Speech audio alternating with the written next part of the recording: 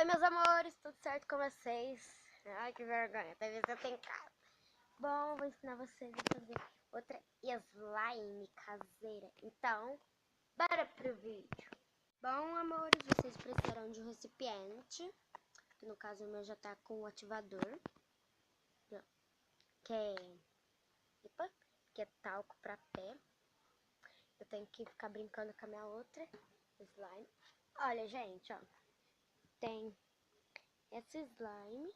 Se vocês quiserem eu faço sorteio pra vocês. Tem essa slime pequenininha. Tem essa grandona que eu não vou mostrar. Tem essa aqui que já dá